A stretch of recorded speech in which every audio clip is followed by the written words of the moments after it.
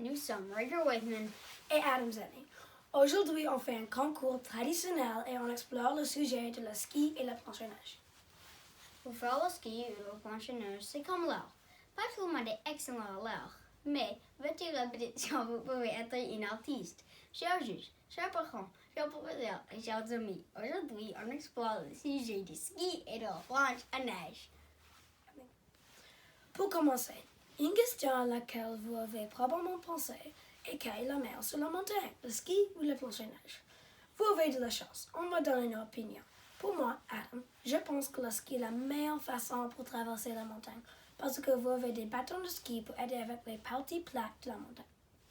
Deuxièmement, quand le terrain est très plat, les personnes sur la planche à neige doivent être tirées par les skieurs avec leur bâton de ski.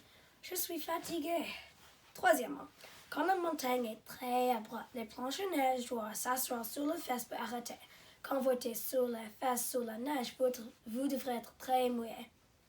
Les skieurs peuvent tourner juste au côté gauche ou droite pour arrêter. Pour moi, Breaker, quand je fasse mes skis, je m'en vais d'un autrement.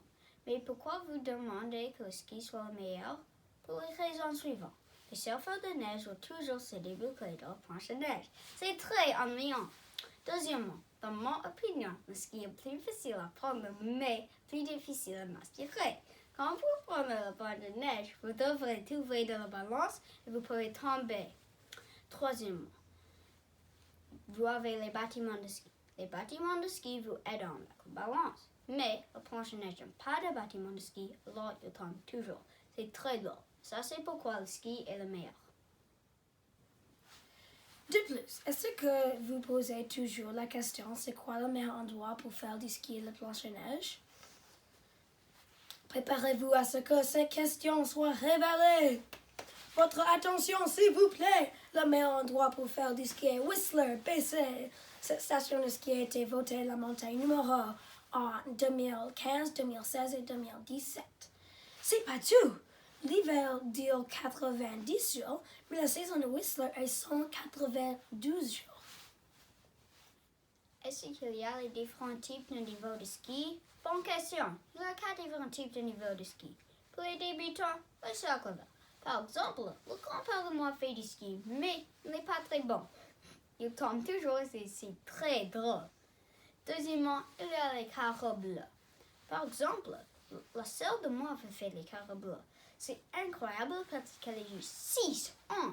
Mais le niveau qui est très difficile, c'est une noire. Une noire est difficile parce qu'elle est toujours très abrupte ou avec les grands bus. Moi et Adam font des noirs et quelquefois les doubles noirs.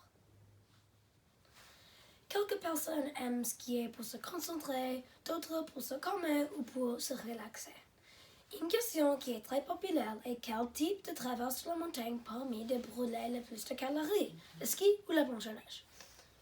Dans notre opinion, le ski brûle plus de calories sur la neige parce que vous utilisez des bâtons de ski dans vos jambes et bras pour aider.